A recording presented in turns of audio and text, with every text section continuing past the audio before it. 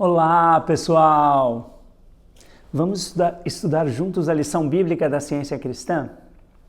O tema desta semana é Adão e a queda do homem. Eu vou deixar aqui na descrição do vídeo o link para você baixar essa lição e acompanhar esse estudo com a gente. E aqui o texto áureo é de Provérbios 10, 22. A bênção do Senhor enriquece e com ela ele não traz desgosto. Então, toda a lição está trazendo a ideia de que, em realidade, somos abençoados por Deus. Isso em contraposição à crença de que o Adão, o falso homem, foi amaldiçoado por Deus. Então, na alegoria de Adão e Eva foram amaldiçoados e expulsos do paraíso.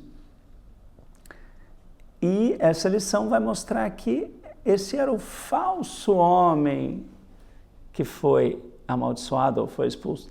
O verdadeiro homem, criado à imagem e semelhança de Deus, homem e mulher, é infinitamente abençoado por Deus. E mora no reino de Deus, nunca foi expulso do reino de Deus. Então, essa visão mais espiritualizada da realidade divina, que a lição vai trazer. Então, vamos aqui para o Gênesis 1, que é o relato espiritual e verdadeiro da criação. Está em Gênesis 1, que é justamente diferente do Gênesis 2, a alegoria de Adão e Eva. São dois textos completamente diferentes que foram unidos na Bíblia. Foram escritos em tempos diferentes, por pessoas diferentes, mas foram compilados no livro do Gênesis. Então, a ciência cristã mostra como o Gênesis 1 é o relato espiritual e verdadeiro da criação de Deus. E o Gênesis 2 já é um segundo relato, uma alegoria, que é como uma parábola que traz ensinamentos, mas não é a realidade. Então, o Gênesis 1, versículo 1, no princípio criou Deus os céus e a terra. Disse Deus, haja luz, e houve luz.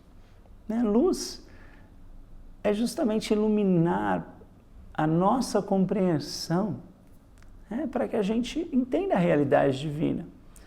Então, a luz não é só luz material, e sim luz espiritual. E viu Deus que a luz era boa. Também disse Deus, façamos o homem à nossa imagem conforme a nossa semelhança. Aqui, antes de Deus criar o homem, Deus criou todo o universo.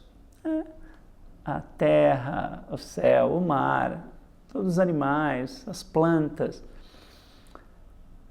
E quando criou o homem, já estava tudo preparado para quando o homem chegasse. É semelhante quando um casal vai ter um filho.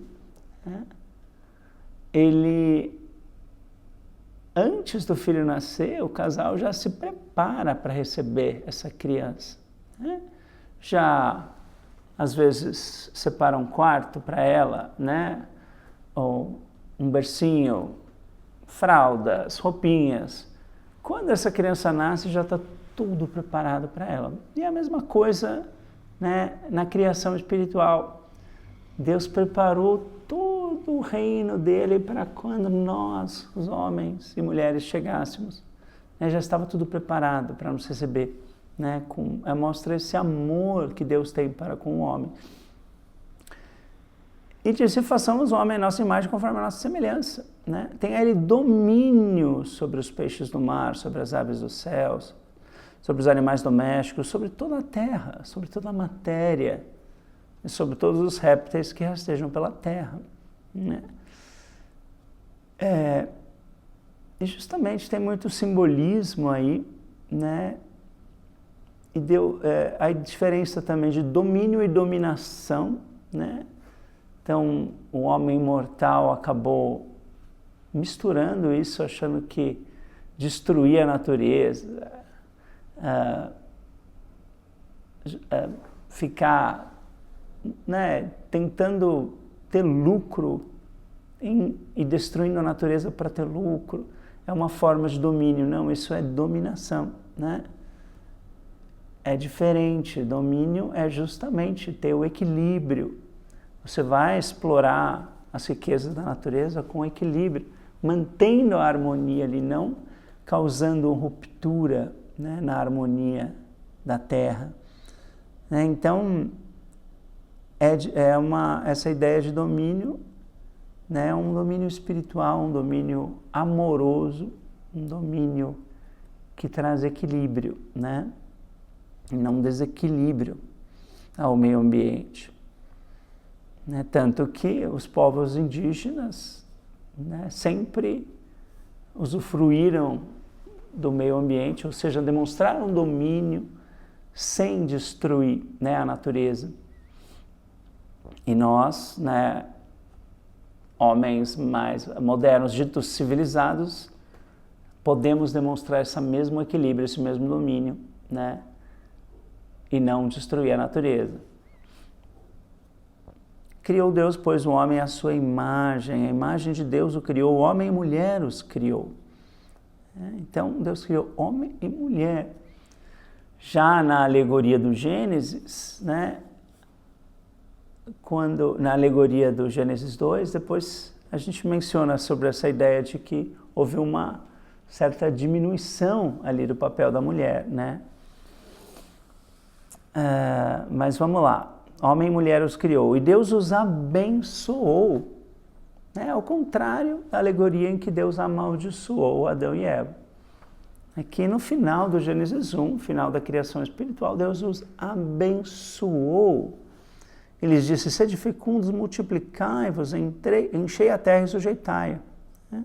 Viu Deus tudo quanto fizeram, tudo, e eis que era muito bom. Não era só bom, era muito bom, era maravilhoso. É maravilhoso, né? E Deus está vendo tudo que Ele criou agora mesmo e achando maravilhoso. Essa criação é eterna, é permanente, é um desdobramento infinito. Então Deus está enxergando exatamente agora o que Ele enxergou aqui na eternidade. Viu Deus tudo como fizeram. Deus está vendo agora tudo o que Ele fez e vendo que é muito bom. Daí, já indo para Provérbios 26, 2, a maldição sem causa não se cumpre. E aí já está prenunciando a maldição do Adão, né, aqui na lição. Mas é uma maldição sem causa. Deus é a causa única. E Deus não amaldiçoa, Deus abençoa. Então, uma suposta maldição, né, que pode ser pecado, doença, morte, né, ela não tem a causa única que é Deus. A causa única e único Criador para dar respaldo a essa maldição. Ela é uma maldição sem causa, por isso ela não se cumpre e ela é irreal. É um sonho só essa maldição.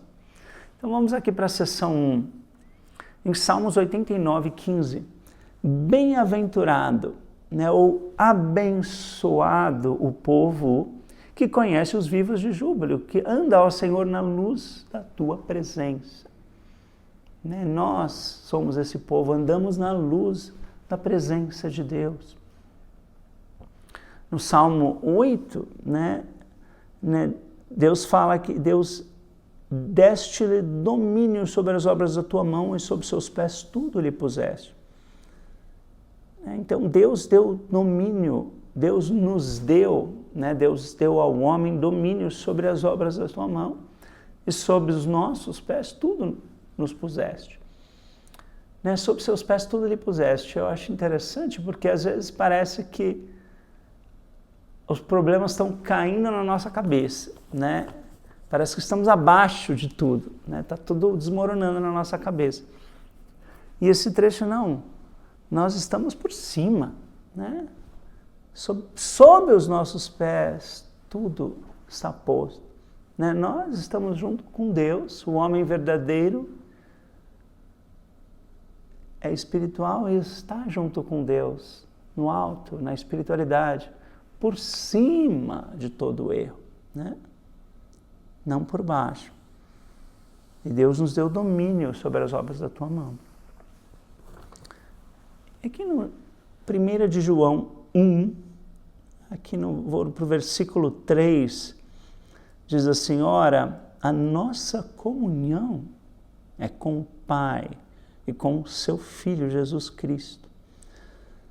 Né? Já mostra que temos essa comunhão com o Pai. Já a alegoria de Adão, há essa ideia de separação. O homem está separado de Deus. Já na realidade divina, nós somos um com o Pai, inseparáveis de Deus, né? E um com Cristo. Né? Nossa comunhão é com o Pai e com o seu Filho, né? Jesus Cristo. Aí, no caso, o próprio Cristo, que é a natureza divina, né? A nossa identidade espiritual. Estas coisas, pois, vos escrevemos para que a nossa alegria seja completa. Né? Essa alegria completa é justamente ser infinitamente abençoados por Deus e estar conscientes dessas bênçãos e alegres, né? Tendo uma alegria completa. Não uma alegria limitada. Ora, a mensagem que da parte dele temos ouvido e vos anunciamos é esta, que Deus é luz e não há nele treva nenhuma. No Gênesis falou que Deus disse, haja luz, e houve luz. E aqui fala que Deus mesmo já é a luz. Né? É uma outra maneira de entender a Deus. Deus é a mente, né? A mente é totalmente iluminada, ela sabe tudo. Ela conhece tudo, ela vê tudo, ela escuta tudo, ela conhece tudo. Então, ela justamente, ela tem toda a luz e ela é a própria luz, né? Porque Deus também ilumina o universo, né? Ilumina a nossa compreensão, né? E não há nele treva nenhuma. E aqui a gente pode ampliar esse trecho, né? Eu comecei a substituir pelos sinônimos de Deus. Deus é a mente e não há nele pensamento mortal algum. Não há nele mente mortal alguma, só é a mente divina. Né? Deus é o espírito e não há nele matéria alguma. Deus é a alma e não há nele desânimo algum. Deus é o princípio e não há nele desordem ou desequilíbrio algum. Né? O princípio mantém a ordem e o equilíbrio, né? O governo. E não há nele o seu oposto, que seria o desgoverno, o desequilíbrio. Né? Deus é a vida e não há nele morte alguma. Deus é vida e não há nele decadência alguma. Não há nele discórdia ou doença alguma, porque Deus é a fonte infinita da saúde. Deus é a verdade, não há nele erro algum, né? Não há nele desonestidade alguma, né? Nem pecado algum. E Deus é amor, e no amor não há egoísmo algum, né? No amor não há ódio algum. E no amor não há medo algum, porque no amor não existe medo, o perfeito amor lança fora o medo. Então você vê, Deus é luz e não há nele treva nenhuma. Né? E nós, como reflexos da luz, não há em nós nenhuma gotinha de treva. Né? Então, uma doença, um desconforto, um pecado, um vício, é como se no meio dessa ideia da luz existissem umas gotinhas de escuridão, uns pedacinhos de escuridão, né? Mas não, a luz ocupa todo o espaço, não, você não pode pôr um pouquinho de escuridão, né, na luz. A luz ilumina tudo. E nós, por sermos esse reflexo da luz, somos plena iluminação, né? Sem pedacinhos de escuridão, né? Chamados pecado, doença, decadência, né? Falta e assim por diante. E aqui na página 502 do livro Ciência e Saúde, com a chave das Escrituras, né? Lemos que é justamente uma interpretação espiritual do livro do Gênesis, né? Então, assim como tem o capítulo Gênesis na Bíblia, tem o capítulo Gênesis em Ciência e Saúde, né? Que faz parte da chave das Escrituras, né? Que nos abre a porta para entendermos melhor as Escrituras. E ela está citando aqui Gênesis 1, versículo 1, no princípio criou Deus os céus e a terra. Daí ela dá a interpretação espiritual desse trecho. O infinito não principia, a palavra princípio é aqui empregada para significar o único, isto é, a eterna realidade e unidade constituída por Deus e o homem, incluindo o universo. Então, Deus e o homem constituem uma eterna realidade e unidade. Nós não podemos nos separar de Deus, somos uma unidade com Deus. Há um só Criador, Deus, e uma só criação. Essa criação, somos nós, consiste no desdobramento de ideias espirituais e suas identidades que estão abrangidas ou abraçadas, acolhidas na mente infinita e são para sempre refletidas. Aqui a palavra em inglês é embraced e a gente é tão gostoso receber um abraço, né? Acho que um abraço é uma das coisas mais mágicas no mundo, né? É muito gostoso receber um abraço. Imagine um abraço de Deus. E é isso que nós recebemos o tempo todo, né? Somos infinitamente abraçados por Deus, né? Somos abraçados pela mente infinita e a refletimos, né? Essa mente infinita. Na página 512, lemos, o Espírito abençoa, né? O Jeová amaldiçoou Adão, isso é uma alegoria. O verdadeiro Deus que é amor, ele abençoa a multiplicação de suas próprias ideias, puras e perfeitas.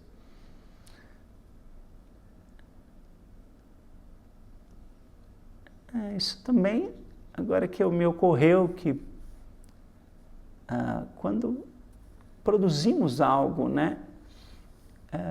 Então, no meu caso, eu produzo livros infantis e parece que às vezes é uma dificuldade enorme, né? Estar produzindo essa multiplicação dessas ideias, parece ser amaldiçoada, com muitos problemas e desafios, né?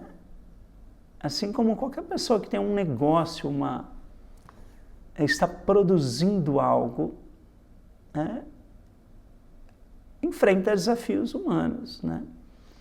E aqui essa ideia é uma oração também. O Espírito abençoa essa multiplicação de suas próprias ideias puras e perfeitas. Então, quando estamos produzindo algo bom que emana do Espírito, Deus está abençoando todo esse processo, né? E não justamente nos dando forças, inteligência e sabedoria para vencer as dificuldades que aparecem, né? Para que todo esse processo seja abençoado.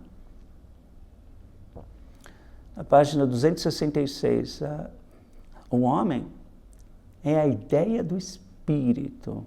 Ele reflete a presença beatífica a inundar de luz o universo. Então, beatificar é tornar feliz. Essa presença de Deus nos beatifica, nos torna feliz. Né? Inunda de luz o universo. Né? Luz espiritual que nos ilumina o nosso pensamento.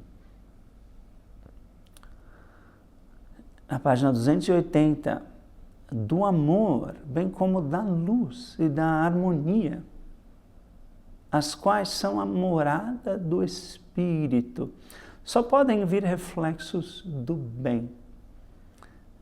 Então, olha, se o Espírito mora na luz, né?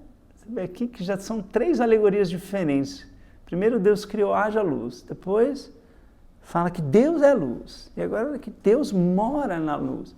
Você vê que são jeitos humanos diferentes, né, de tentar explicar ou visualizar essa divindade, né? E todos são válidos, né? Justamente pôr a realidade divina em palavras humanas, né? Essa é o dom da ciência cristã, né? Que é justamente conseguir explicar a realidade divina com palavras humanas. E se usa inúmeros jeitos para se explicar isso, e cada um deles é uma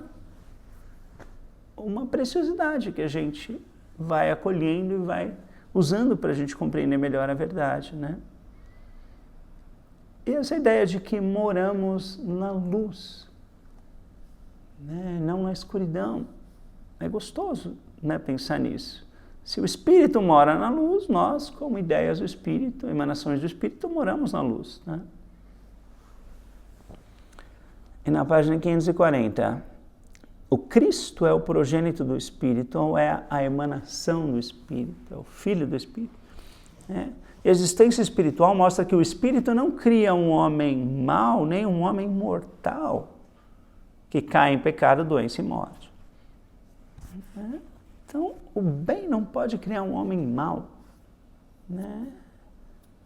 Que cai, que se desvia, né? Em pecado, doença e morte. E justamente o título da lição, no original, é Adão e o Homem Caído, né? The Fallen Man. Então, um homem que caiu. Caiu em pecado, ou em doença, ou em morte, ou em tentação. Né? É o oposto do homem elevado, ereto, reto, à imagem e semelhança de Deus. Né? É uma alegação, é um sonho mortal esse homem caído. E o Espírito não cria nem homem mau, nem homem mortal que cai em pecado, doença e morte. Essa é a realidade divina. Né? A nossa identidade espiritual jamais cai em pecado, doença e morte. Por mais que às vezes pareça que nós já caímos, né? Alguma vez, e às vezes nos levantamos de novo, às vezes não, mas, né? Ou às vezes a gente está se acreditando agora mesmo, caídos em alguma coisa, né? Mas isso é a crença num homem mortal separado de Deus, né? O homem verdadeiro, a imagem e semelhança de Deus, que é esse homem que a gente está buscando compreender e demonstrar, é a realidade a nosso respeito, é a realidade divina. Esse homem nunca caiu, jamais vai cair em pecado, doença e morte. Na página 521, lemos a harmonia e a imortalidade do homem estão intactas. Devemos desviar nosso olhar da suposição oposta de que o homem seja criado materialmente e volver o olhar para o relato espiritual da criação. Então, volver o olhar para o relato espiritual da criação. Gênesis 1. E é uma pena que a maioria das religiões não distinga entre esses dois relatos. Né? A maioria das pessoas acham que é um relato só, né? Deus criou os céus e a terra, o primeiro dia, depois criou Adão e Eva. Não, são dois relatos diferentes, né? Um já estava completo, a criação espiritual já estava completa. Depois teve um segundo relato, uma alegoria. E nós precisamos volver o olhar para o relato espiritual da criação. E é isso que a ciência cristã nos incentiva, né? E esse volver o olhar para o relato espiritual da criação muda tudo, né? Se nós acreditamos que somos descendentes de Adão, nós acreditamos que somos separados de Deus e amaldiçoados por Deus. Coisa horrível acreditar isso, né? Enquanto se nós acreditamos que somos filhos abençoados de Deus, criados à imagem e semelhança de Deus, e que temos domínio, que Deus nos abençoou, que Deus nos enxerga perfeito. Olha que diferença isso faz na nossa vida, né? Que conceito melhor a gente vai ter de nós mesmos olhando o relato espiritual da criação, né? Então vamos aqui para a seção 2. Na primeira de João 4:1. Amados, não deis crédito a qualquer espírito, antes provai os espíritos se procedem de Deus. Aqui, espíritos para mim, são pensamentos, né? Não deis crédito a qualquer pensamento que apareça na sua consciência. Provai os espíritos, ou julgai os espíritos, esses pensamentos, para ver se procedem de Deus, né? Então, esse pensamento veio de Deus, né? E a gente vai, se não veio de Deus, a gente não aceita, né? Joga fora, expulsa da nossa consciência. E é o que Adão e Eva não fizeram, né? Vieram ali a serpente, que simboliza esses pensamentos que não vêm de Deus, e a Eva deu ouvidos a esses pensamentos que não vêm de Deus, né? E caiu em tentação. Aqui em Salmos 40, versículo 4. Bem-aventurados ou abençoado o homem que põe no Senhor a sua confiança e não pende para os arrogantes nem para os afeiçoados à mentira.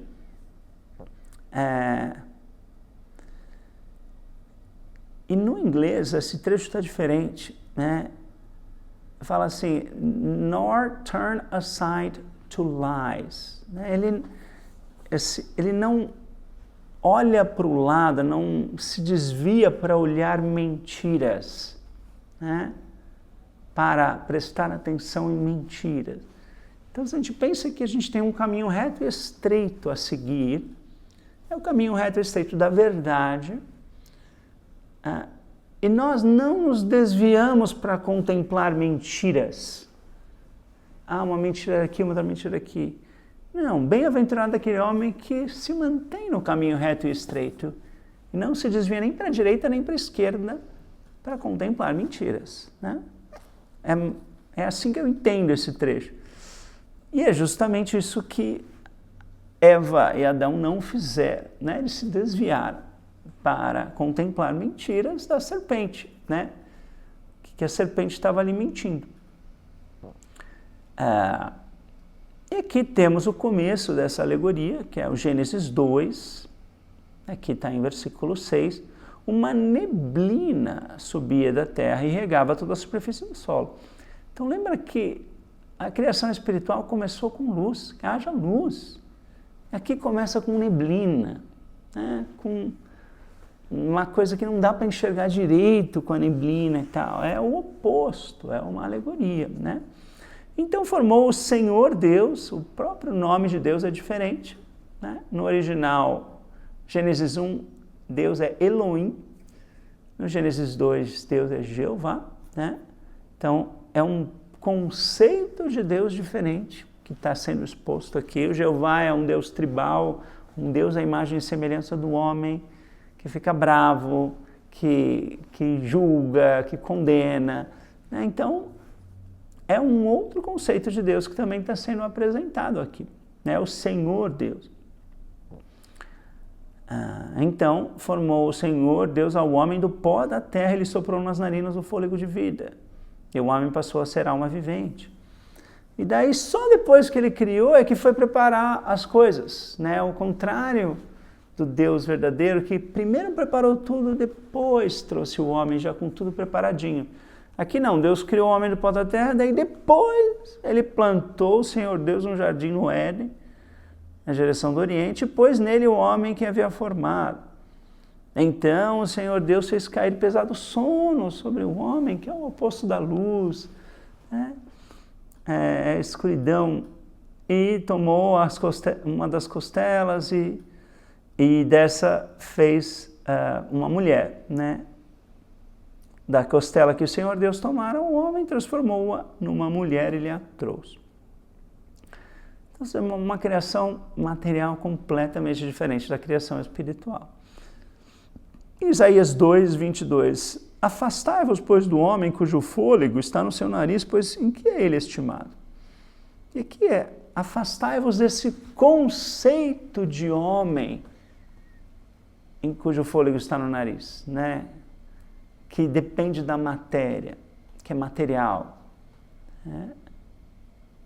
Em Romanos 8, versículo 8, portanto, os que estão na carne não podem agradar a Deus. Eu gosto de... Deus é amor, Ele não está se agradando ou se desagradando de ninguém, né?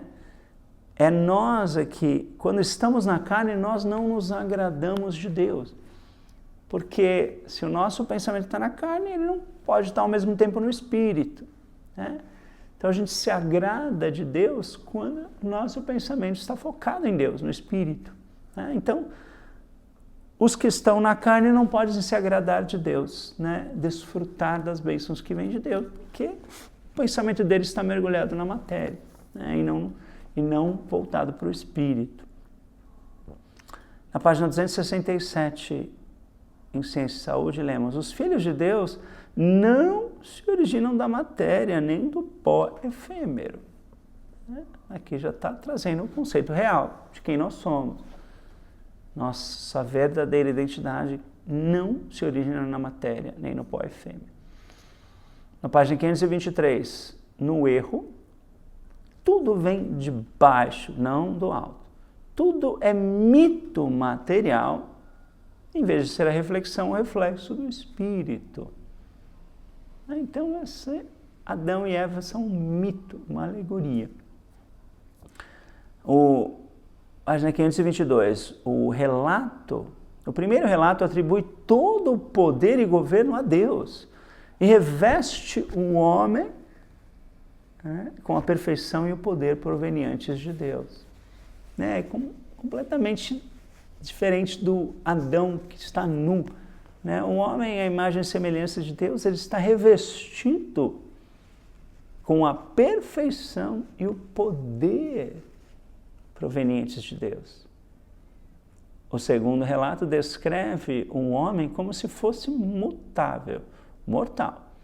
Como se ele tivesse se separado da deidade e estivesse girando em órbita própria.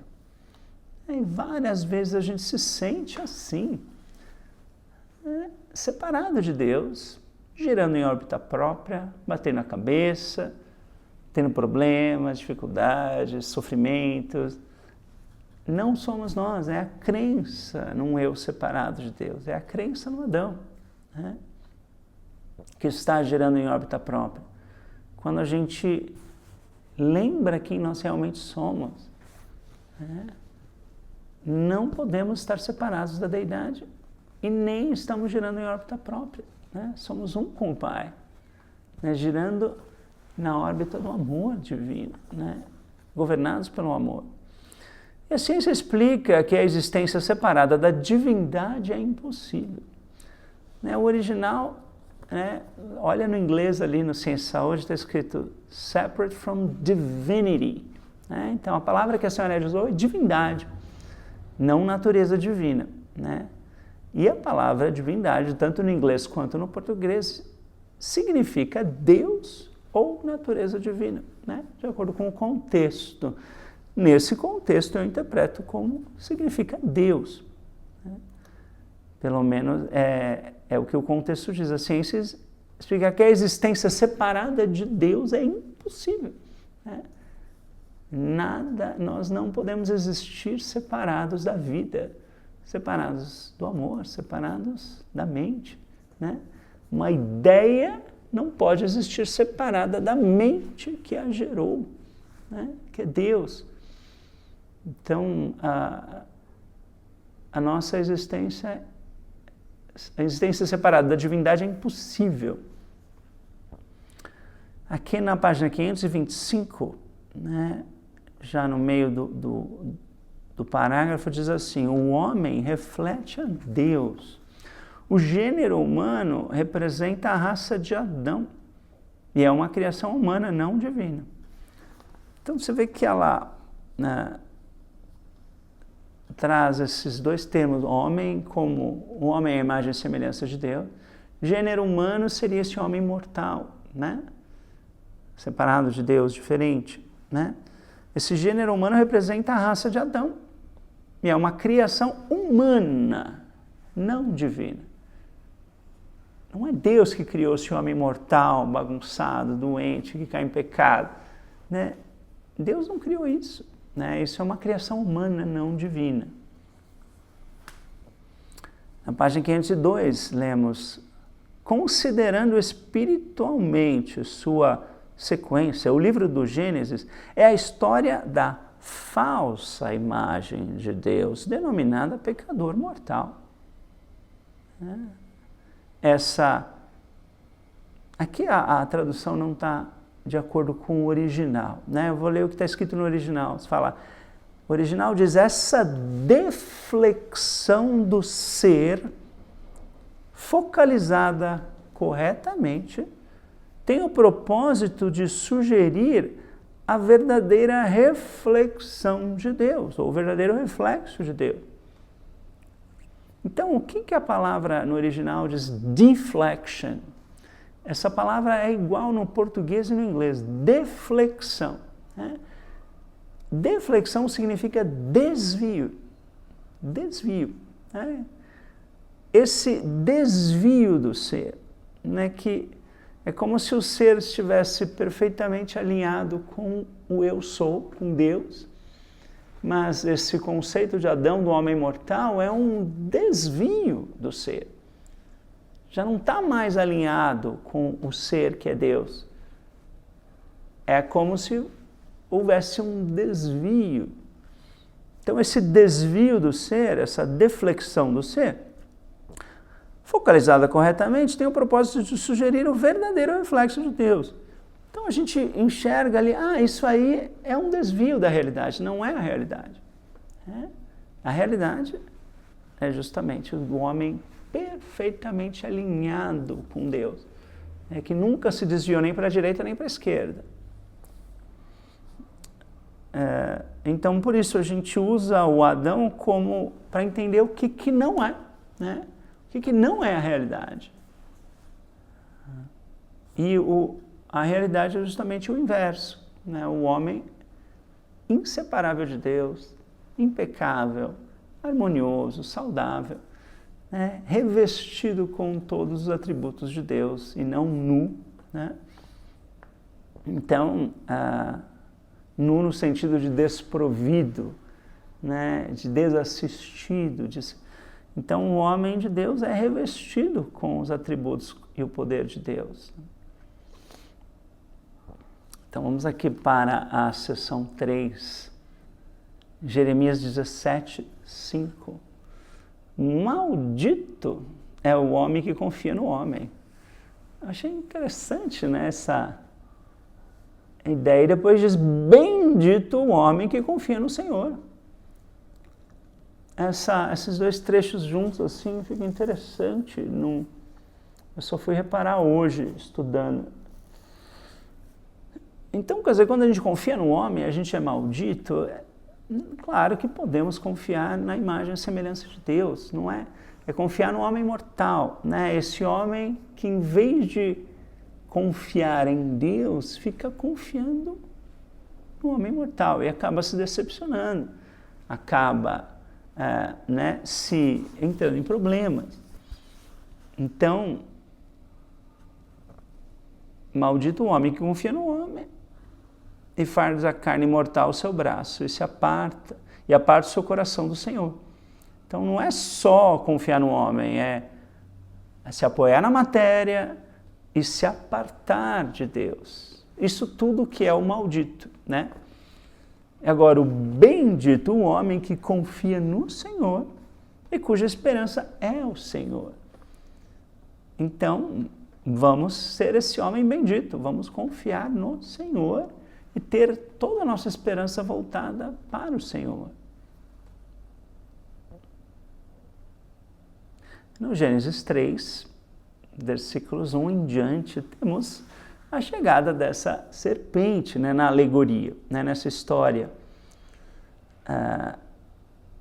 A serpente mais sagaz que todos os animais selváticos que o Senhor Deus tinha feito, tal. Então ela chegou e foi...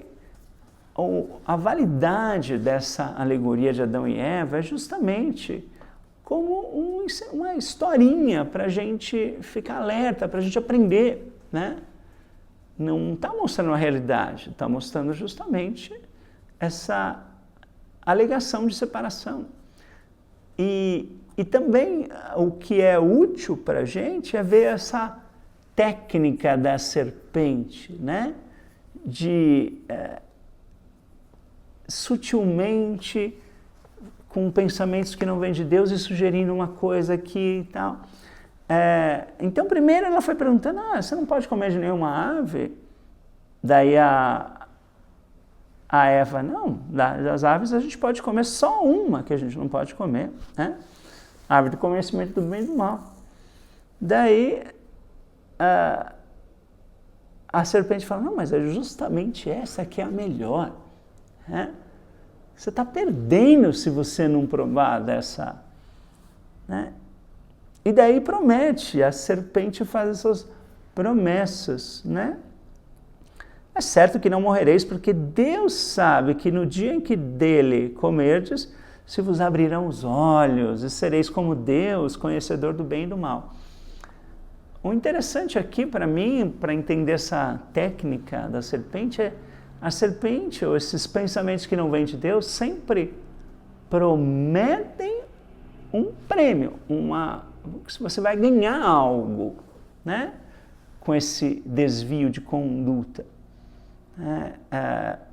Então, por exemplo, se vê antigamente, né? Eu não sei hoje em dia, mas a promessa do cigarro, né? Então, muitos jovens começavam a fumar.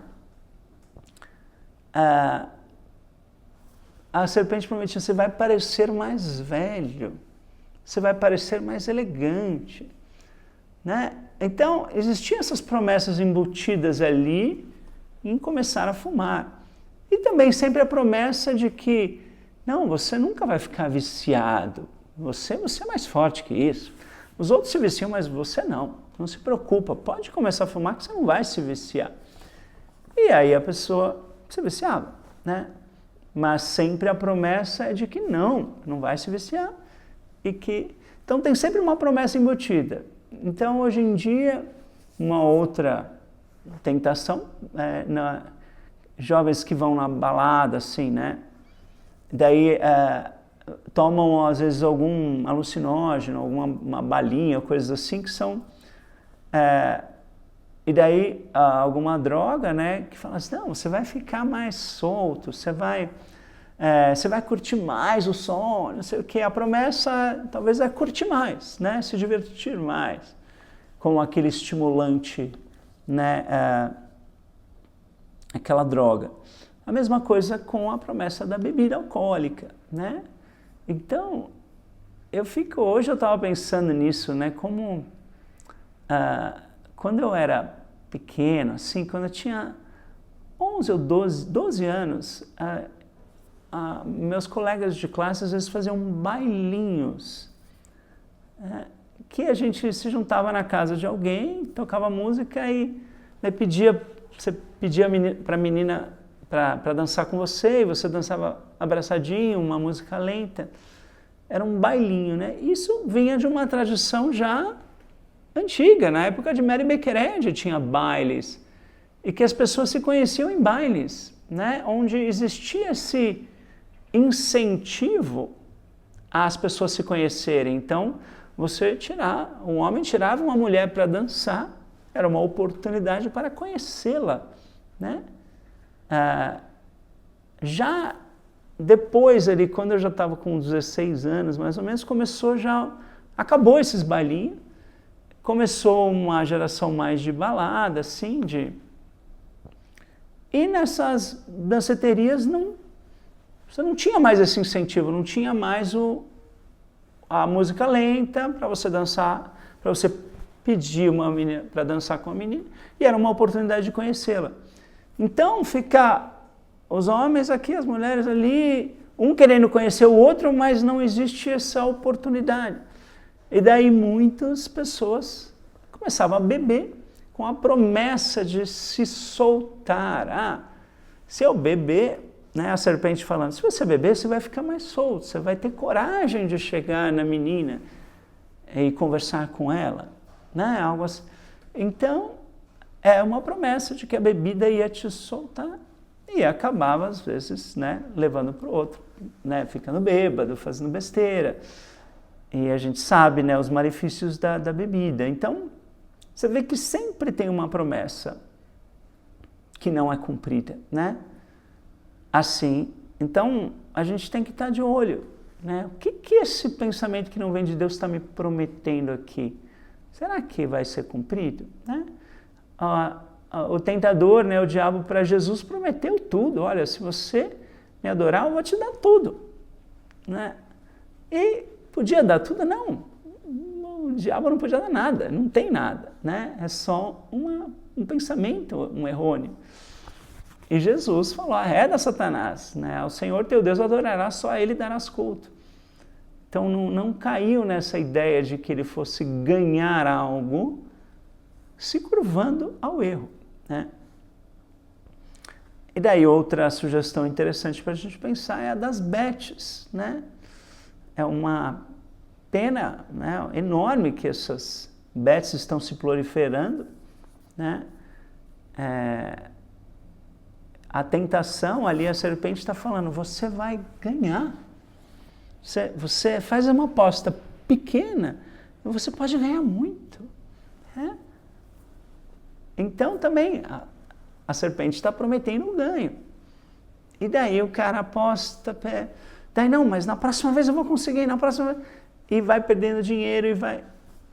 então, você vê que são inúmeras maneiras, né, em que a serpente pode ali nos tentar, mas a gente percebe que existe esse ponto em comum, que é a promessa de um prêmio, né? E a certeza que você não vai ganhar esse prêmio. Se você for esperto, você vai falar, não, olha, é uma promessa vazia, né? O que eu vou ganhar é justamente o oposto, eu vou perder, né? Eu vou perder domínio, eu vou perder dinheiro, eu vou né, perder autocontrole. Então, você vê que é importante a gente estar alerta, né? E essa alegoria nos ajuda nisso, né? Mas aqui a Eva, como sabemos, caiu na tentação, provou dessa árvore do conhecimento do bem e do mal, que também simboliza todo o conhecimento material, né? Que tem sempre o lado bom e o lado ruim, né? Então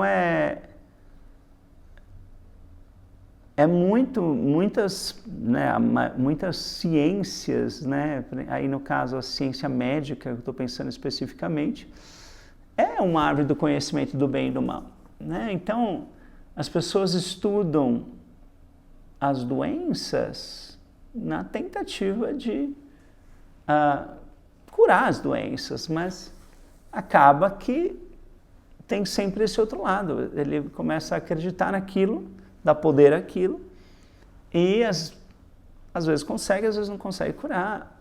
às vezes, justamente cria a doença, porque cria essa imagem mental da doença e o medo da doença, e essa doença aparece no corpo. Então, quer dizer, essa medicina que veio para curar acaba também causando a doença, né? Por toda essa mentalidade materialista que está por trás. Então você vê que essa árvore do conhecimento do bem e do mal, que é você buscar o seu conhecimento na matéria, e a matéria é sempre dual, né? Sempre tem bem e tem mal, é um conhecimento perigoso, né? Que a gente tem que tomar cuidado. E também eu acho interessante, né, nessa alegoria isso, né? Será que o conhecimento obtido da matéria vai me trazer reais bênçãos, né? Ou vai trazer bênçãos e maldições ao mesmo tempo? Como julgar, né? Por isso que a ciência cristã é um conhecimento só do espírito.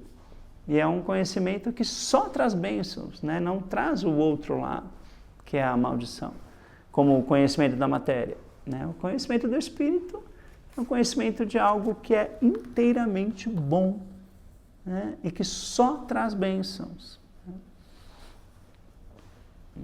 Só ajuda a vencer o medo, né? E não traz o medo para a nossa consciência. E daí a alegoria continua aqui. E daí Deus ficou bravo e tal, e condenou, né? Falou, a mulher disse, multiplicarei sobremodo os sofrimentos da tua gravidez, em meio a dores darás à luz filhos. O teu desejo será para o teu marido e ele te governará. Você vê? Isso, nossa, causou tanto prejuízo para a humanidade, né? Essa única frase, né? Como as pessoas acreditam que são descendentes de Adão e Eva, acreditam nessa maldição. E daí justificam, né, o homem dominar a mulher por essa frase, né? Teu desejo será para o teu marido e ele te governará. Então, isso é o homem mortal, é um Deus, né, um falso Deus condenando um falso homem e uma falsa mulher, não tem nada a ver com a realidade divina, né? Adão disse, visto que atendeste à voz da tua mulher e comeste da árvore que eu te ordenar não comer, maldita é a terra por tua causa, né? Em fadigas obterás dela o sustento durante os dias da tua vida. Então, também essa ideia de que nós precisamos sofrer para obter nosso sustento, né? Então, muitas pessoas ali sofrem 40 horas por semana, né, das 9 às 5 todo dia, ou das 9 às 6, para poder ter o seu sustento, né? E acreditam que isso é a vida, né? Enquanto Deus, isso é o Adão, né? Essa condenação de lavrar a terra, de sofrer para conseguir obter o sustento, é uma falsa condenação para um falso homem, né? Nós temos o direito de sermos felizes em nosso trabalho, né? E claro que a gente pode justamente sempre enxergar o bem, né? A oportunidade de ajudar, né? Praticamente uma coisa que tem em comum em todos os trabalhos é o ajudar alguém, né? Esse trabalho serve para ajudar alguém. Então, nós podemos achar o prazer em ajudar alguém. Se a pessoa trabalha atendendo clientes, prazer em atender bem o cliente, né? O prazer em produzir algo importante que vai ajudar alguém, ou produzir um serviço ou um produto, é um privilégio, é um prazer, né? A gente pode encontrar o prazer em fazer o bem, né? E não achar que é um sofrimento. E depois condenou o Adão, tu és pó e ao pó tornarás. Né? Esse conceito material de homem vai voltar ao pó, né? É uma mentira, né? Não tem realidade. E o Senhor Deus, por isso, lançou fora do jardim do Éden, a fim de lavrar a terra de que fora tomado. Então,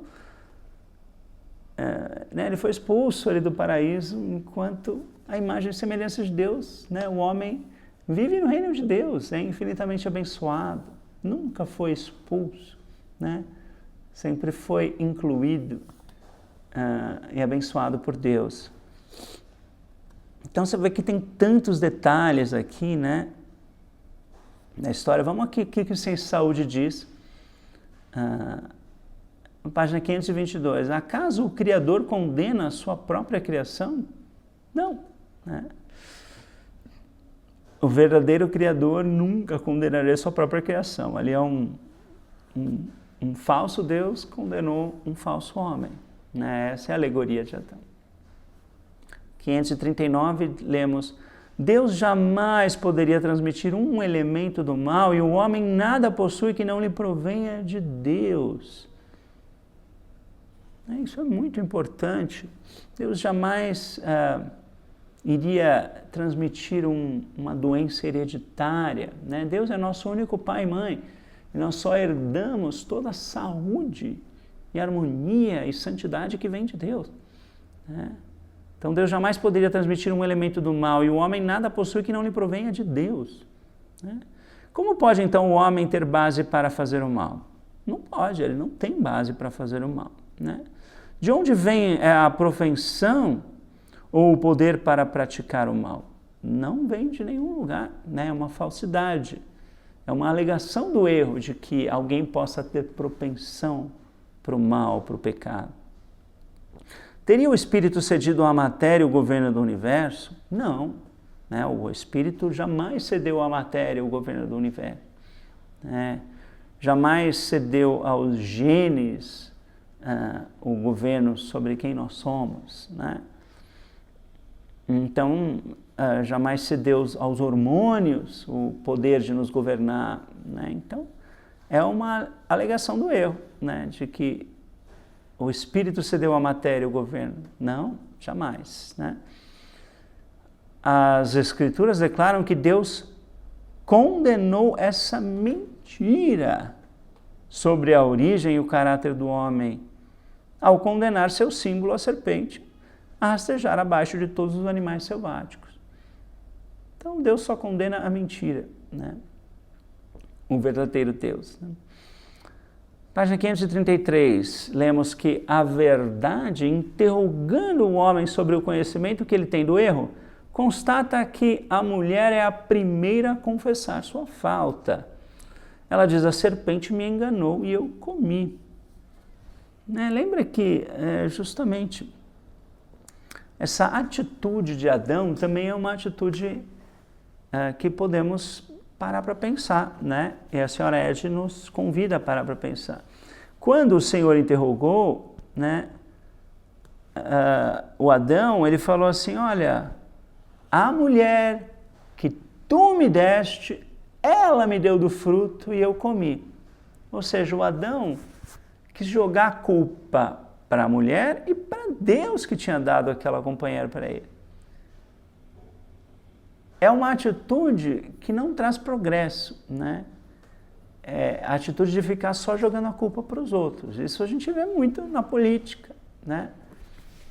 Já a mulher, né, a Eva, tem uma atitude mais correta e que, se nós cometemos um erro, o primeiro passo para a gente vencer esse erro é ter essa mesma atitude que Eva teve. Ela falou: a serpente me enganou e eu comi. Olha, a culpa não é nem de Deus, nem do homem, nem de mim. Cara, a culpa é da serpente. Eu me enganei, não vou mais me enganar, né? Aprendi minha lição. A serpente me enganou e eu comi. É uma atitude que promove mais crescimento, né? Promove assumir o erro e a decisão de abandonar o erro, né? Olha, tá, não vou mais cair nessa. Caí nessa tentação uma vez, aprendi minha lição, não vou mais deixar que a serpente me engane, né? E daí a senhora diz: como se em humilde penitência dissesse: nem o homem nem Deus é responsável pela minha falta. Ela entendeu, a Eva entendeu que o senso corpóreo é a serpente. Por isso ela é a primeira a abandonar a crença na origem material do homem e a discernir a criação espiritual. E aqui a senhora Ed continua, né, falando que por isso que Maria, né, conseguiu conceber a Jesus espiritualmente. A Maria Madalena foi a primeira a enxergar o Jesus ressurrecto. E a Mary, que é Mary Baker Eddy, também Maria, né, foi a primeira a entender o conceito espiritual da criação, né, e expor em ciência e saúde, né, entender a ciência cristã e compartilhar essa ciência cristã. Justamente ela fez essa conexão, né, essa mulher tendo essa atitude mais correta. E daí aqui é importante a gente pensar, o senso corpóreo é a serpente.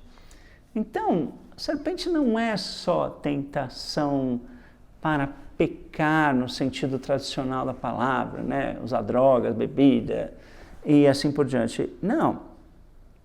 O senso corpóreo é a serpente. Então, tudo que o senso corpóreo nos diz é uma mentira na realidade divina da ciência cristã. Ou seja, a ciência cristã nos mostra que existe uma realidade absoluta que é inteiramente espiritual, né?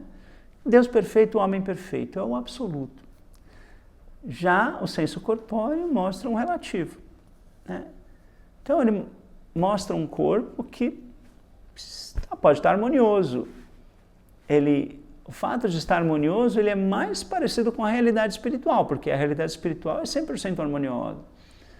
Então, se o meu pensamento está harmonioso, isso se reflete num corpo harmonioso, isso está mais próximo da realidade divina. Mas ainda assim, a realidade divina é inteiramente espiritual, não é um corpo, né? É uma ideia pura e perfeita.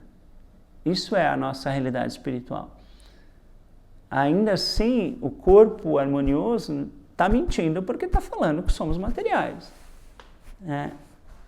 E também alega uma certa inconstância. Ah, está harmonioso hoje, amanhã pode não estar, né? Agora, a ideia espiritual, né, a nossa identidade espiritual, sempre esteve harmoniosa, está harmoniosa e vai estar sempre harmoniosa, porque existe em Deus, é 100% espiritual. Então, essa é a realidade absoluta do nosso ser, né? A espiritualidade. A materialidade, por mais que às vezes possa se assemelhar, né, por fato de estar harmonioso, ainda assim está mentindo, está falando que somos matéria. Então, o senso corpóreo é mentiroso, né? Tudo que o corpo te diz é uma mentira, né, nesse conceito mais absoluto da existência, né? E daí aí que vem a gente está alerta para a serpente. Então, e quando o corpo diz que está doendo? A gente vai acreditar na serpente falando, olha, está doendo aqui, viu? Eu acho que você está doente, eu acho que isso aí pode ser uma coisa perigosa, acho melhor você ir no médico, eu não sei o que, não sei o que. Então, são todos pensamentos que não vêm de Deus, né? Primeiro, o corpo mentindo, falando, eu estou mal, eu estou doente, eu estou cansado, eu estou, né, com algum problema. É uma mentira, é a serpente mentindo. E nós precisamos estar alerta, olha, é Deus que está falando. O que Deus está falando para mim? Deus está falando para mim que eu estou doente? Não, é impossível. A vida, a fonte infinita da saúde está falando que nós estamos doentes. É a serpente, o senso corpóreo que está mentindo, falando que eu estou doente. Aí eu vou acreditar no que Deus está me dizendo ou no que a serpente está me dizendo? Daí essa é a nossa decisão como cientistas cristãos, né, de não dar atenção à serpente, ao senso corpóreo, só dar atenção a Deus. É assim que eu já me curei inúmeras vezes, né, muito antes de vamos dizer, de uma doença se estabelecer, né, é assim que uma alegaçãozinha da serpente falando, eu estou dodói, não, cala a boca, você não tem que falar nada, quem fala aqui é Deus, Eu só vou escutar o que Deus está me falando e eu me volto 100% a Deus e aquele erro se dissolve, né? Nem começou, já foi embora, porque eu estou alerta. Agora, se eu não estou alerta, e daí eu aceito aquela dor, o que será que é essa dor? Pô, caramba, deve ser por isso, acho que é porque ontem eu comi aquela coisa, ou eu fiz aquilo, não sei o que, você começa a achar uma causa para aquela dor. Você já está deixando aquela dor estabelecer no seu pensamento, né? Você já está acreditando na serpente, conversando com a serpente, né? Acreditando em tudo que ela diz, e daí depois você vai acordar, espera, deixa eu me voltar para Deus, né? Mas, você já convidou a serpente para comer, você já tomou chazinho com a serpente, já é mais difícil de expulsar ela do seu pensamento, né? Se você está alerta, você já não dá atenção à serpente, né? Ao senso corpóreo. E a nenhuma sugestão de mal, de erro, né? São sugestões agressivas do erro. Então, saber que o senso corpóreo é a serpente é fundamental, né? O senso corpóreo é o mentiroso e pai da mentira. Ele nunca vai estar falando a verdade a seu respeito. Ele vai estar sempre mentindo. Então, a nossa escolha é, eu vou dar atenção à verdade que é Deus, vou ouvir o que Deus está falando a meu respeito, ou vou ouvir o que a serpente está falando a meu respeito, né? Essa escolha vai determinar a nossa harmonia ou a nossa discórdia, né? Então vamos aqui para o próximo trecho, na página 545, né? Já na linha 28 diz assim, a verdade tem uma única resposta para todo erro, para o pecado, a doença e a morte. És pó, o nada, e ao pó, ao nada tornarás. Então, a verdade está condenando o erro falando isso, né? Erro, tu és pó, e ao pó tornarás, né? Esses conceitos materialistas são pó, né? Na página 338, lemos, Jeová declarou que a terra era maldita, e dessa terra, ou matéria, surgiu Adão. No entanto, Deus abençoara a terra por causa do homem. Então você vê que ela separou Jeová, que é esse falso conceito de Deus, do Deus verdadeiro. Então o Deus verdadeiro abençoou a terra, o Jeová amaldiçoou a terra. Então você vê, é muito importante a gente estabelecer essa diferença. Segue-se daí que Adão não era o homem ideal para quem a terra for abençoada. O homem ideal foi revelado no devido tempo e ficou conhecido como Cristo Jesus. Olha que lindo! O verdadeiro conceito de homem que nós seguimos é Cristo Jesus. De certa forma, nós somos descendentes de Cristo Jesus.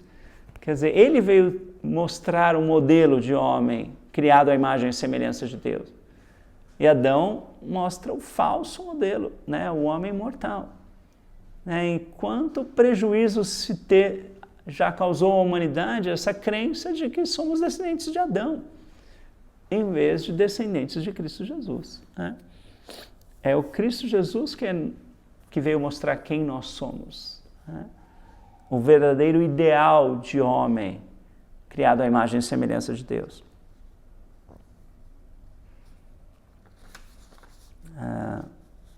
Vamos aqui para a seção 4. Em Romanos 8, 1. Agora, pois, já nenhuma condenação há para os que estão em Cristo Jesus. Você vê como Paulo aqui se destacou do Adão e Eva, né? Já nenhuma condenação há para quem está em Cristo, nesse verdadeiro conceito de homem, né? Que é um homem abençoado e não amaldiçoado. E daí, Cristo Jesus veio libertar as pessoas da maldição, né? Cada vez que ele curava alguém, ele estava libertando aquela pessoa do conceito adâmico, de que aquela pessoa era amaldiçoada, né? Então aqui no Mateus 15, versículo 30 e 31, tem Jesus curando um monte de gente, né? Cegos, coxos, aleijados, mudos, né? Cada um uma maldição diferente, né? Você é cego, você é coxo, você é aleijado, você é mudo. E Jesus falou, não, olha, nenhuma maldição tem razão de ser, todas são mentiras, né? O homem de Deus é abençoado, não é amaldiçoado. E assim ele curava, ele tinha essa plena convicção e compreensão de que o homem de Deus é abençoado, né? E é perfeito à imagem e semelhança de Deus. E aqui em Mateus 9, versículo 20, temos a cura da mulher com hemorragia, né? Que toca na hora da veste de Jesus e é curada. E eu achei bem simbólico a ideia da hemorragia, porque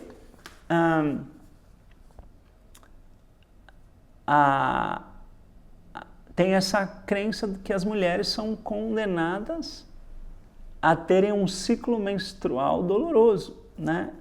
Quando está chegando a menstruação, sentem dor. E muitas pessoas, né, entendem isso como uma condenação à mulher, né? Ali advinda da Eva, né? Em meio a dores darás à luz filhos, em meio a dores terás um ciclo menstrual mensal, né?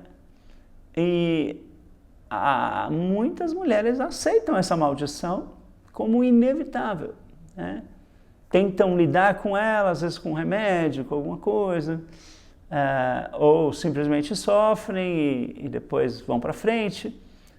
Mas a ciência cristã nos ensina a jamais aceitar qualquer maldição, né? E é com muita gratidão que a gente lê muitos testemunhos. Se você lê a revista O Arauto da Ciência Cristã, né, e as revistas em inglês também da Ciência Cristã, tem inúmeros testemunhos de mulheres que foram libertadas de dores menstruais, né, quer dizer, que sentiam dores menstruais sempre que estavam menstruadas e, ao conhecerem a ciência cristã, ao aplicarem a ciência cristã, se libertaram dessa maldição e passaram a ter o ciclo menstrual sem dor, né?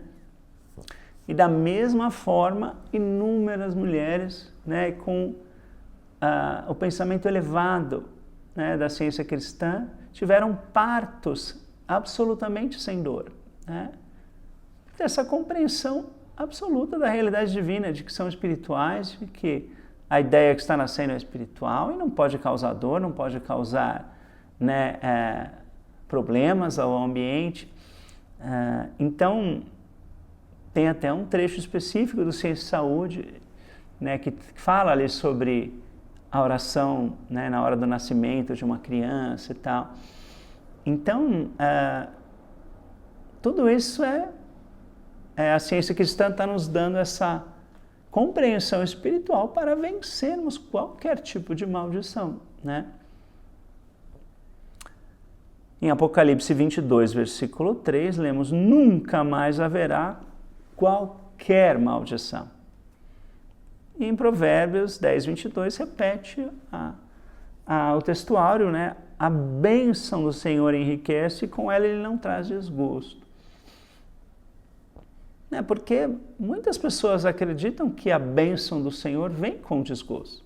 Então, a maioria das mulheres acredita que ter um filho é uma bênção, mas acredita que essa bênção vai vir com desgosto. Você vai ter que passar por dores, você vai ter que sofrer pra caramba para ter esse privilégio de ter um filho, né? Então, acreditam que a bênção vem com o desgosto, né? Vem junto com a maldição, e não. A bênção do Senhor enriquece, com ela ele não traz desgosto. Né? Eu também preciso... a gente pode aplicar isso à nossa carreira também, né? Eu já compartilhei muitas vezes aqui que eu considero uma bênção ter ideias de Deus, assim, receber inspirações de Deus, escrever livros para criança. É uma bênção maravilhosa. Mas, infelizmente, a alegação é que ela trouxe muito desgosto, né? Para mim, na forma de rejeição, de não conseguir publicar um dos livros, e de não conseguir vender os livros, e não sei o que. Então, você vê que na nossa carreira, essa alegação também se apresenta, né? De que às vezes temos uma carreira que gostamos, mas essa bênção vem junto com desgosto, com decepções, com, né, com coisas ruins, né? E não precisamos aceitar isso, né? Podemos estar sempre defendendo essa ideia de que a bênção do Senhor enriquece e com ela Ele não traz desgosto. Então vamos aqui para a página 325. Tem um trecho que é muito bonito, né? Jesus deu a verdadeira ideia do ser. É assim que está no original. A verdadeira ideia do ser, da qual resultam bênçãos infinitas para os mortais. Eu nunca esqueço um daily lift que a mulher falava desse trecho, né? Como se fosse um presente. Era um daily lift na época do Natal, né? E daí ela falou, olha, Jesus deu um presente para a humanidade, né? Ele deu a verdadeira ideia do ser. E se dessa ideia resultam bênçãos infinitas para os mortais, né? Quão importante a gente receber esse presente de Jesus, né? O que é a verdadeira ideia do ser? Tem muitas coisas que a gente pode pensar, né? O ser junto com o eu sou, né? Eu não posso ser separado de Deus, do eu sou. Então, a verdadeira ideia do meu ser é ser um com o Pai. E a verdadeira ideia de quem eu sou, né? Quem eu sou? Eu sou a imagem e semelhança de Deus. Então, Jesus nos deu a verdadeira ideia de quem nós somos. Né? Somos a imagem e semelhança de Deus e somos um com o Pai. Só isso muda tudo, né? Saber quem nós somos verdadeiramente é um presente maravilhoso que Jesus nos deu. A verdadeira ideia do ser. Agora, eu também me sinto muito privilegiado de ter lido uma vez já estudei atuação, né? Já mencionei isso antes, mas vou mencionar de novo, né?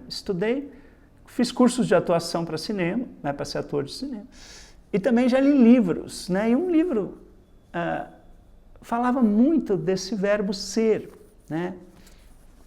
Que um ator, tanto um ator de teatro quanto um ator de cinema, de televisão, o objetivo dele é ser pleno durante aquela situação imaginária trazida pela história, pela cena que ele vai encenar ali, né? Geralmente é uma situação fictícia, mas ele tem que ser verdadeiro dentro de uma situação fictícia. Isso é o papel do ator, né? E isso, nesses cursos que eu fiz, é justamente a gente era treinado para ser pleno ali, naquela cena. Então o diretor falou, câmera, ação, você entra naquilo e você vive aquela cena com plenitude. Você tem que estar alerta, você tem que estar escutando o seu companheiro de cena e você tem que estar ali presente no seu ambiente, alerta para tudo o que está acontecendo. Você tem que estar 100% presente ali naquela cena. E essa ideia de ser pleno. E eu aplico isso nessa frase, né? Jesus deu a verdadeira ideia do ser. E eu sempre me pergunto, será que eu estou sendo pleno agora? Eu costumo me perguntar isso nos cultos. Então, por exemplo, ontem eu estava, quarta-feira, eu estava no culto da ciência cristã, né, na reunião de testemunho, estava ocorrendo a leitura e eu comecei a pensar na morte da Bezerra, eu pensava nisso, um monte de coisa, no livro que eu estou escrevendo, não sei. me desviei completamente. Eu não estava ali presente, eu não estava sendo pleno ali. Eu estava, né? Então, o ideal é quando eu estou ali na igreja, eu vou ser pleno ali na igreja. Então, eu vou escutar cada palavra que está vindo do púlpito. Eu vou apreciar a música, o hino. Vou pensar nas palavras do hino. Eu vou aproveitar aquele momento de oração para orar. E não para ficar pensando. Então, isso é ser. Né? É quando a gente está realmente sendo pleno a cada momento. Né? Isso também está incluído, né, nessa verdadeira ideia do ser, da qual resultam bênçãos infinitas para os mortais. Né? Se a gente consegue ser pleno a todos os momentos, a gente vai ser muito mais feliz. Né? Geralmente, o ser humano vive muito no passado e no futuro, e menos no presente.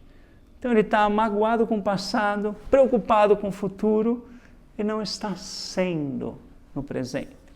Né? É justamente o que o ator não pode ser. O ator está em cena, ele não pode nem pensar no passado, nem no futuro, ele está pensando ali. Está 100% ali. Né? E é o que eu acho isso uma dica útil para a nossa vida, né, em geral.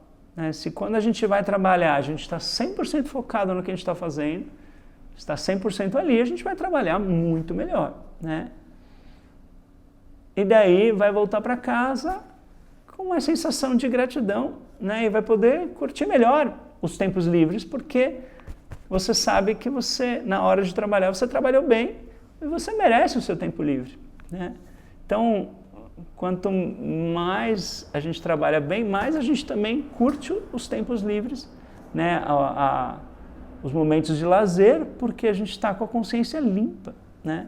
Enquanto se a gente não trabalhou direito, a gente também não se diverte direito. Né?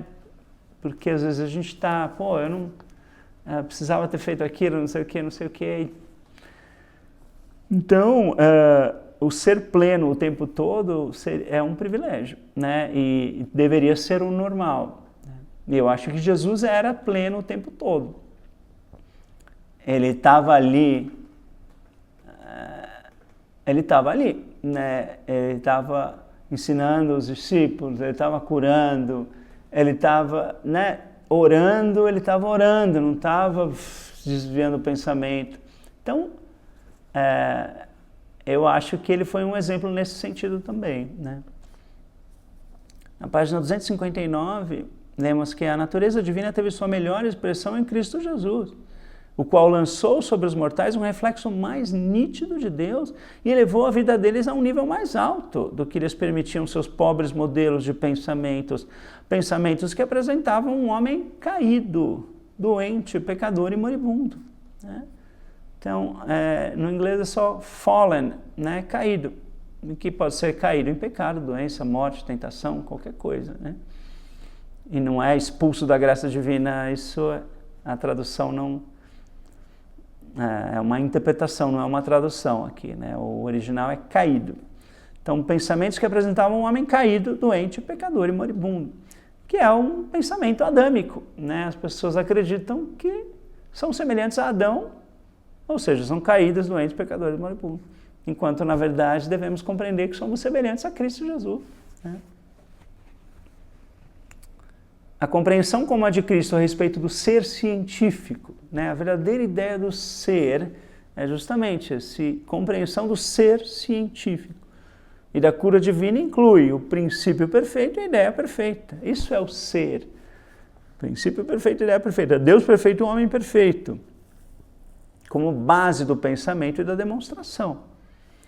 Então, a verdadeira ideia do ser também é isso. É saber que ser não é só eu separado de Deus. Ser é Deus e eu. Né? Deus e o homem. Não podemos ser sem Deus sendo a fonte do nosso ser. Né? Deus é o eu sou e nós somos o reflexo. Né? Deus perfeito, homem perfeito. Isso é o verdadeiro ser. Já na página 151, lemos que toda função do homem real é governada pela mente divina. Então,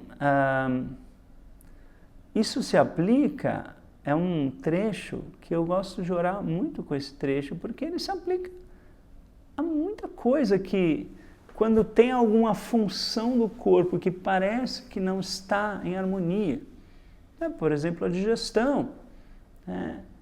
Ou a respiração, quando, né, estamos resfriados, parece que essa função da respiração está em desarmonia, ou da visão, ou da audição, né? Então, ou a própria locomoção, tudo isso são funções, né, do corpo. Apesar de que aqui está falando que toda a função, não falando da função do corpo, falou a função do homem real. Mas a gente compreendendo, né, o nosso ser real, que é 100% espiritual, e que toda a função do homem real é governada pela mente divina, né, isso traz cura para o corpo, porque o corpo é o nosso pensamento exteriorizado. Então, a gente ter essa compreensão, né, de que toda a função do homem real, ou toda ação do homem real é governada pela mente divina, né, é uma base para a gente se curar, para a gente compreender, né, e demonstrar essa harmonia num corpo harmonioso, né? Então,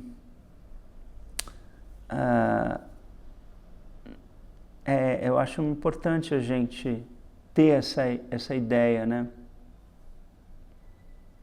Na página 495, lemos: quando a ilusão da doença ou do pecado te tentar, agarra-te ou apega-te firmemente a Deus e sua ideia. Então, como eu mencionei antes, quando aparece uma sugestão, um sintoma, né, no corpo, vamos pensar, é uma ilusão da doença ou do pecado nos tentando. É a serpente, o senso corpóreo, mentindo, né? Então, quando essa ilusão da doença ou do pecado te tentar, o que você vai fazer? Você vai ficar com medo? Você vai ficar pensando o que causou aquilo? Você vai para o Google para tentar ver que sintoma é esse, qual que é o nome dessa doença? Não. Né? Quando a ilusão da doença ou do pecado te tentar, quando o senso corpóreo, a serpente, estiver ali mentindo, apega-te firmemente a Deus e sua ideia. Não permitas que coisa alguma, a não ser a sua semelhança, permaneça no teu pensamento. Não deixes que o medo ou a dúvida obscureçam tua clara compreensão e tua calma confiança de que o reconhecer a vida harmoniosa como a vida é eternamente pode destruir toda a sensação dolorosa daquilo que a vida não é. A vida não é mortal, não é dolorosa, não é sofrimento, né? Toda a crença naquilo que ela não é, né? Agora, deixa que a ciência cristã veja o senso corpóreo, em vez de a serpente. Deixa que a ciência cristã, em vez do senso corpóreo, sustente tua compreensão do ser, tua compreensão de quem você é.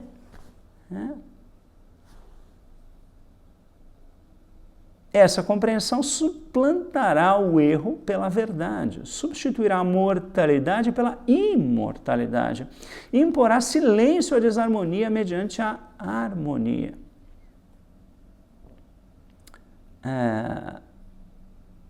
E é isso. Então, olha como uma frase casa com a outra frase, né? O senso corpóreo é a serpente. Deixa que a ciência cristã, em vez de o senso corpóreo, em vez da serpente, sustente a compreensão de quem você é. Né? Então, a ciência cristã nos dá essa base espiritual para a gente compreender quem nós somos. Né? É o oposto do que a serpente alega. Né?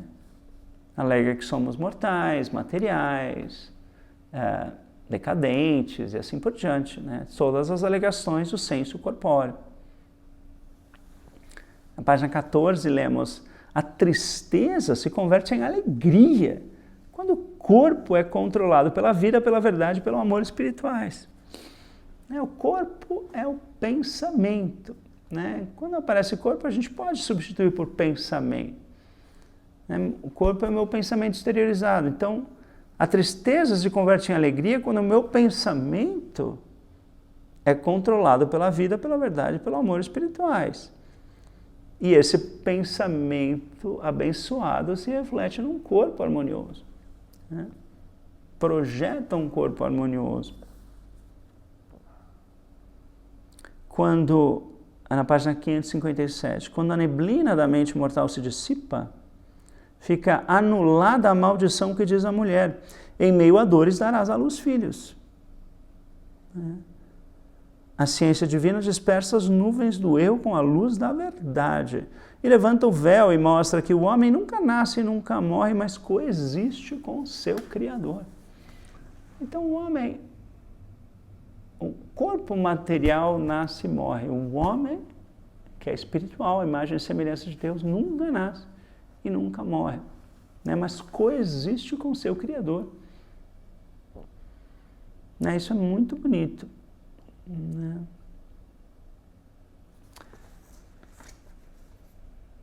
E aqui, eu vou continuar aqui para a sessão 5, em Efésios 1, versículos 3 e 4. Bendito Deus e Pai de nosso Senhor Jesus Cristo, que nos tem abençoado com toda a sorte de bênção espiritual nas regiões celestiais em Cristo. Então, olha como é firme essa verdade, né, de que Deus nos tem abençoado com toda a sorte de bênção. Né? É exatamente o oposto da alegoria do Adão e Eva, em que o Adão foi amaldiçoado. Né? Em Judas 1, versículos 24, diz assim: ora, aquele que é poderoso para vos guardar de tropeços. No inglês, keep you from falling, ou seja, é aquele que é poderoso para impedir que você caia, né? Para não te deixar cair em tentação. Então, quem é poderoso? Deus é poderoso para nos inspirar, nos dar forças, né? Não nos deixar cair em tentação. O Cristo, que é a natureza divina, a mensagem divina de Deus aos homens, essa divina manifestação de Deus que vem à carne para destruir o erro encarnado. O Cristo, né, não deixa a gente cair. Né? É aquele que é poderoso para não nos deixar cair. Né? Cair em pecado, doença ou morte ou em tentação. Em Salmo 115, versículo 15, diz: sede benditos do Senhor, que fez o céu e a terra. E é isso que nós somos benditos, abençoados do Senhor. E na página 517, lemos: o amor divino abençoa suas próprias ideias e faz com que se multipliquem, com que manifestem o poder de Deus. O homem não é feito para lavrar a terra. Seu direito inato é domínio, não servidão. Ele é senhor da crença em terra e céu.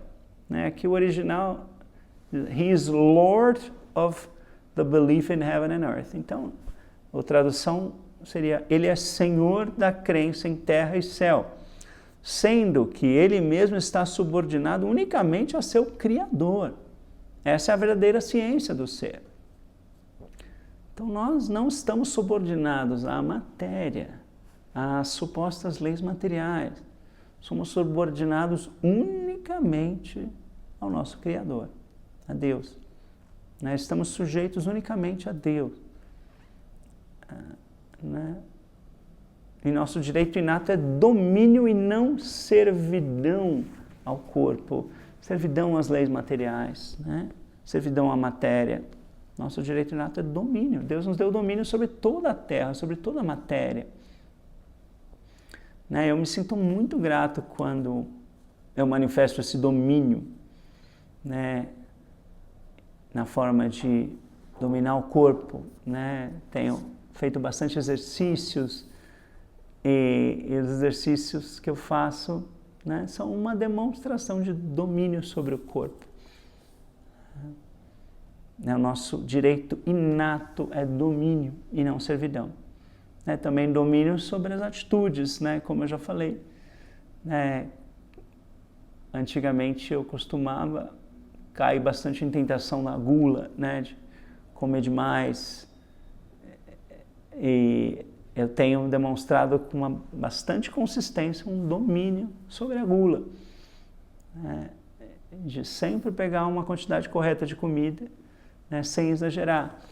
Então, isso é uma demonstração de domínio que Deus nos deu. Na página 171, pelo discernimento do oposto espiritual da materialidade, ou seja, o caminho pelo Cristo, a verdade, o homem reabrirá com a chave da ciência divina as portas do paraíso que as crenças humanas fecharam. Então, aqui está falando que as crenças humanas que fecharam a porta do paraíso. É você acreditar que você é um Adão, um descendente de Adão e Eva, que o Deus te expulsou do paraíso, isso é uma crença humana, não é uma realidade. Então, essa crença humana é que fechou as portas do paraíso. E a ciência cristã abre essas portas do paraíso que as crenças humanas fecharam. E nós constatamos que não caímos em pecado, ou seja, e o homem constatará que não é caído. Em inglês é unfallen.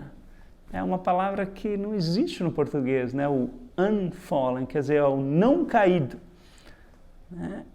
O homem é não caído, é reto, puro e livre, sem precisar consultar almanaques ou sem precisar consultar horóscopos, consultar exames para conhecer as probabilidades de sua vida ou do clima, sem precisar estudar cerebrologia para chegar a compreender seu status de homem. A gente estuda a ciência cristã para conhecer nosso status de homem à imagem e semelhança de Deus. E na página 548, a ciência cristã faz separação entre o erro e a verdade. Impregna as páginas sagradas com o senso espiritual da vida, da substância e da inteligência. Separação entre o erro e a verdade. Separação entre o Gênesis 1 e o Gênesis 2. Gênesis 2 é o eu, Gênesis 1 é a verdade. Nessa ciência descobrimos o homem à imagem e semelhança de Deus. Vemos que o homem nunca perdeu sua posição espiritual e sua harmonia eterna. E na página 103, a destruição das alegações da mente mortal por meio da ciência, graças à qual o homem pode se libertar do pecado e da mortalidade, abençoa toda a família humana.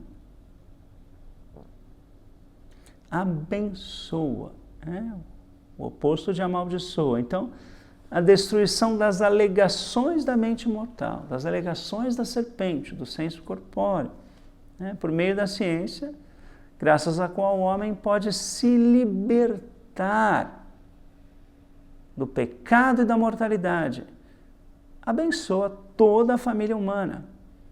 Então, quando nós demonstramos a ciência, a gente não está só nos abençoando, a gente está abençoando toda a família humana, porque a verdade divina vale para todos, não vale só para nós. Quando demonstramos uma verdade, nós demonstramos que todos podem demonstrar essa mesma verdade, porque é a verdade. Né? Então, abençoa toda a família humana.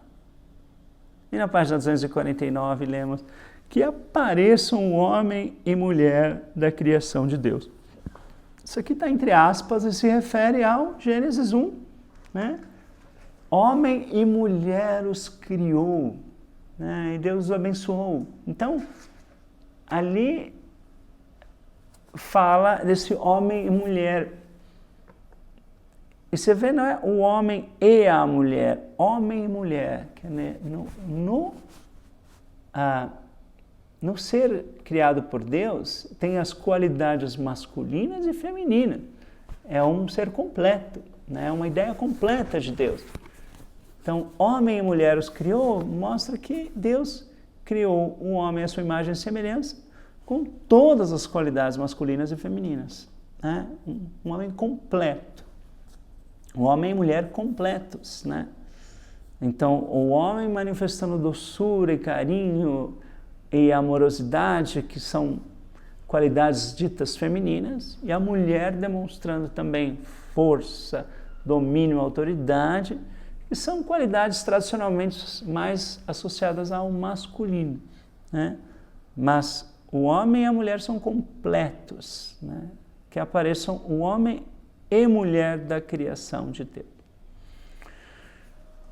Então é isso, pessoal. Muito obrigado por ter me acompanhado nesse vídeo e ter desfrutado comigo de toda essa riqueza espiritual trazida por essa lição.